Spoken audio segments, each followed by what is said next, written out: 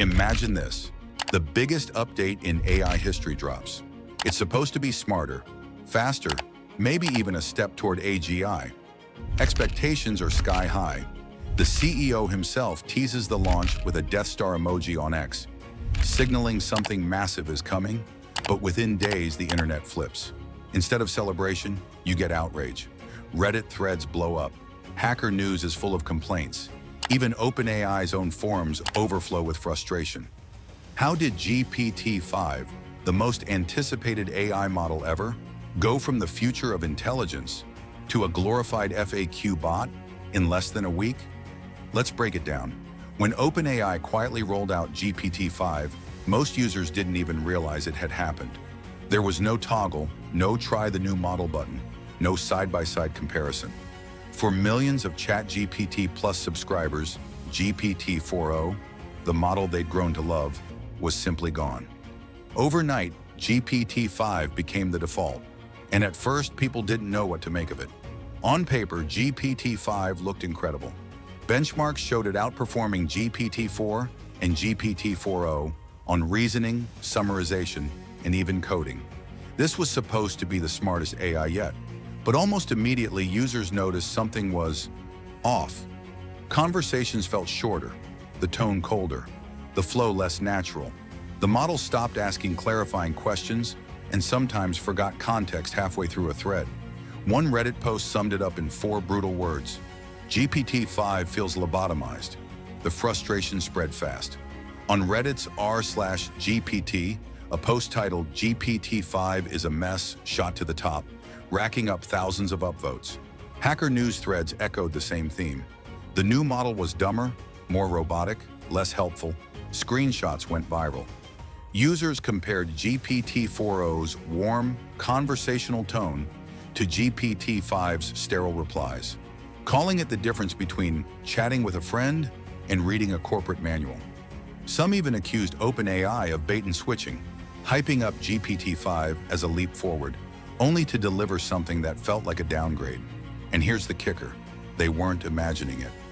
Just days after the backlash began, OpenAI CEO Sam Altman admitted on X that the problem wasn't user imagination, it was infrastructure.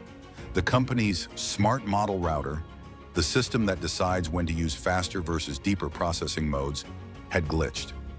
Instead of balancing speed and intelligence, it defaulted GPT-5 to its fast mode. That meant users were only seeing the shallow surface-level version of the model.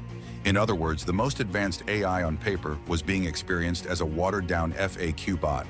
But even once that was revealed, another frustration surfaced. GPT-5 introduced usage caps. Even for paying ChatGPT Plus users, Thinking Mode, the deeper, smarter version of the model, was limited to just 200 messages per week. One minute you're using ChatGPT for work, the next minute you hit a wall. You've reached your GPT-5 thinking limit for this week. Screenshots of the warning spread across social media with captions like, "So what exactly am I paying for again?" It wasn't just free users complaining. This was affecting the people funding OpenAI's biggest product.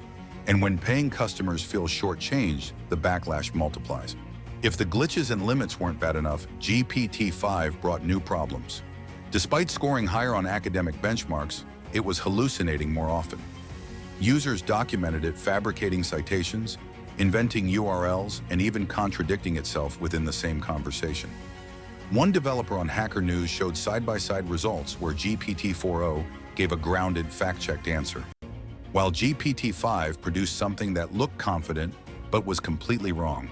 Then came the tone problem. GPT-4o had felt warm, fluid, almost too friendly at times. GPT-5 felt cold and robotic. Gone were the thoughtful follow-ups, the gentle nudges, the bits of personality that made conversations feel human. Business Insider put it bluntly, GPT-5 feels colder, like it's been stripped of empathy. This wasn't an accident. OpenAI later admitted GPT-5 had been trained to adopt a more neutral tone, partly in response to complaints that GPT-4o was too enthusiastic or clingy. But in trying to tone it down, they drained away what many users valued most: emotional intelligence. And then came the safety fiasco. Within 24 hours of release, jailbreakers found ways to bypass GPT-5's safety filters. Some prompts tricked it into giving instructions on making explosives. Others pushed it into generating hate speech or spreading misinformation. Ironically, this was supposed to be the safest model yet. OpenAI had promised improved content moderation, but in practice, GPT-5 was easier to exploit than GPT-4o. The Verge and Wired both reported on the failures, and suddenly the narrative flipped from smarter AI to less safe AI. At this point, the issues weren't just about bugs, they were about trust. For millions, GPT-4o had become a daily tool for research, writing, brainstorming, even emotional support. It wasn't just an app, it was a partner. And overnight, that partner was taken away, replaced with something colder, glitchier, and more restricted. People didn't just lose features, they lost reliability, they lost the feeling of connection, and most of all, they lost choice. OpenAI hadn't asked users if they wanted GPT-5. They had simply swapped it in, and for a company leading the AI race, that decision felt arrogant. So what's the takeaway from GPT-5's rocky debut? It's that AI progress isn't just about benchmarks. It's not just about faster reasoning or higher test scores. It's about the experience. Because for millions, AI isn't some abstract science experiment. It's a daily partner in work, creativity, and problem solving. And when that partner suddenly feels colder, less reliable, or less human, it feels like something important has been lost. That's why this rollout hit so hard. Not because GPT-5 was terrible, but because people felt blindsided. They felt like the decision was made for them.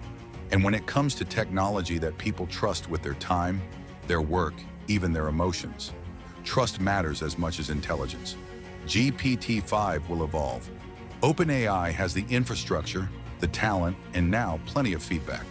But this launch was a reminder that progress alone isn't enough. Listening matters, transparency matters, stability matters.